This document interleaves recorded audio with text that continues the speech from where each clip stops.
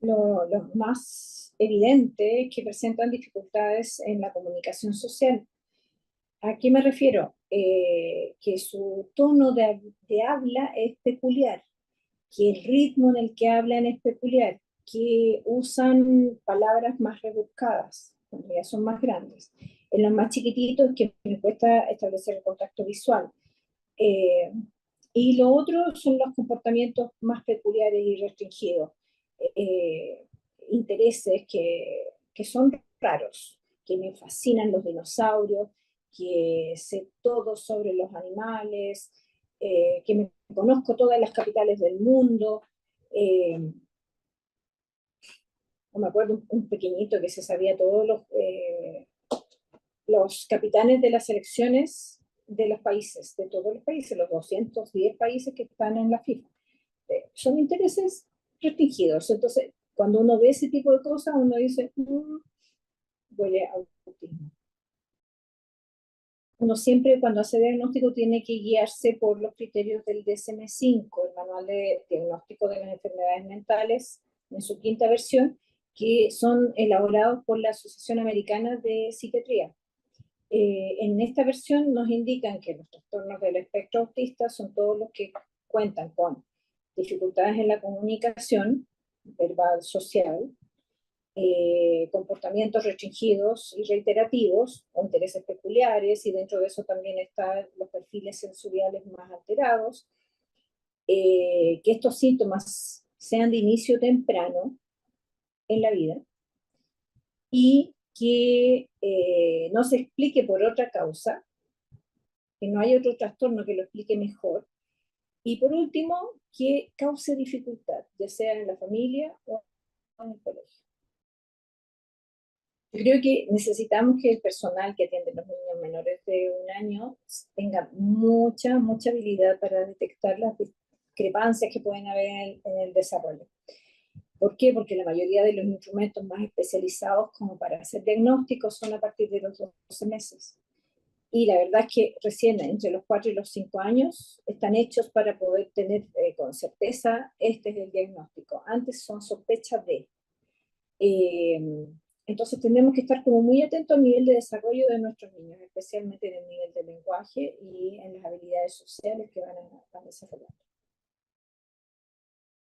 Cuando hacemos diagnóstico, tenemos que tener en la mente los criterios de diagnóstico del DSM-5, que ya los nombré recién, y se utilizan algunos instrumentos para responder a estas preguntas, a estos diagnósticos y poder confirmarlos. Se utiliza mucho la escala de evaluación de la conducta autista, que se le conoce como A2, en su versión 2, que se me permite ver muy bien las alteraciones en la comunicación social y algo los intereses restringidos. Esto tiene que ser complementado con el ADR, que es una entrevista que se realiza con los cuidadores de los pacientes, específicamente centralizado entre los 4 y los 5 años. Hay que pensar en cómo era mi niño entre los 4 y los 5 años cuando estoy haciendo diagnóstico. Y si son menores, bueno, cómo están en el presente. Y esta entrevista nos permite responder a las preguntas acerca de la comunicación social, los intereses peculiares, cómo está afectando estas dificultades a la vida cotidiana del niño, eh, y también nos permite evaluar si acaso son situaciones que vienen desde inicio temprano. A estos dos instrumentos tenemos que agregarle un test de desarrollo o de desarrollo cognitivo o algo que nos permita descartar otras dificultades. En el caso del autismo, o sea, yo diría que lo más difícil de poder distinguirlo es el trastorno obsesivo. Y también distinguir el trastorno de la comunicación social versus el autismo. Porque para el autismo tengo que cumplir estos criterios, los 5 criterios que ya había nombrado. Pero si el niño tiene solamente los trastornos, o sea, las dificultades en la comunicación social, es otro trastorno, el trastorno de la comunicación social. Si solo tiene intereses como obsesivos, es un trastorno obsesivo. Entonces, tengo que fijarme mucho y estar muy atenta a que se cumplan los 5 criterios. Se supone que hay más presencia de autismo en los niños. Pero eso hoy en día está bastante cuestionado, porque en las niñas parece que algo nos protege, el pedacito cromosoma X extra que tenemos, eh, y desarrollamos otras habilidades para poder compensar estas dificultades.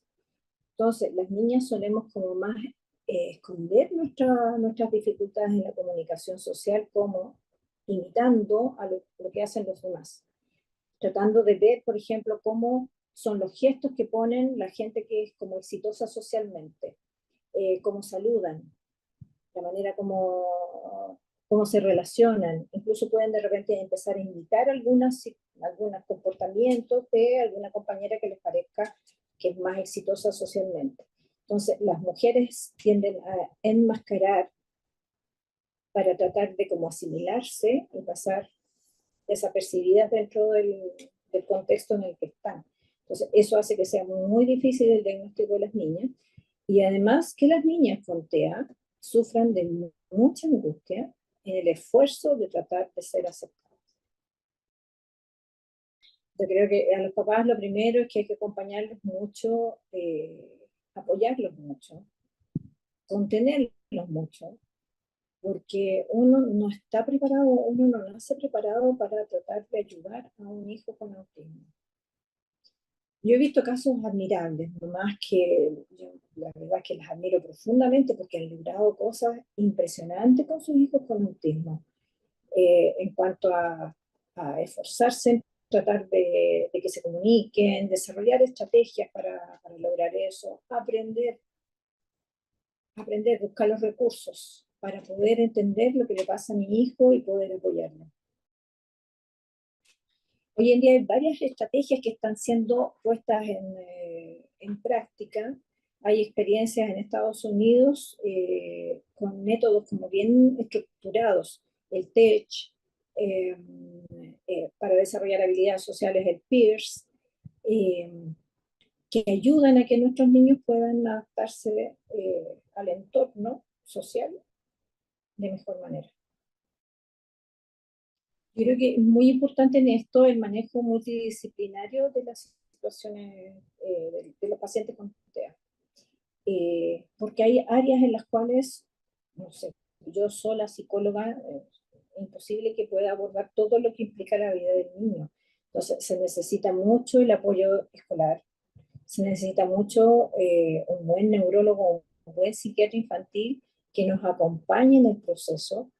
Habitualmente se necesita terapia ocupacional, muchas veces fonoaudiología, para poder ir desarrollando mejores habilidades de control sobre el cuerpo, de control sobre las emociones, para poder adaptarnos un poco más a la sociedad. Pero por otro lado, la sociedad también tiene que empezar a integrar de mejor manera estas dificultades. Yo creo que la limitación principal que tenemos en este momento es que se necesitan equipos altamente capacitados que puedan abordar integralmente la situación. El contar con un psiquiatra o un neurólogo infantil que sepa, que esté sensible a la situación y que sepa mucho para poder guiar a la familia, con psicólogos que puedan apoyar, con terapeuta ocupacional. El terapeuta ocupacional capacitado en integración sensorial apoya muchísimo y mejora mucho la calidad de vida de los niños. Fonoaudiólogo también es tremendamente importante para poder aprender a comunicarse de una manera mejor. Entonces, yo creo que el desafío mayor es trabajar en equipo. Eso es lo que más nos cuesta.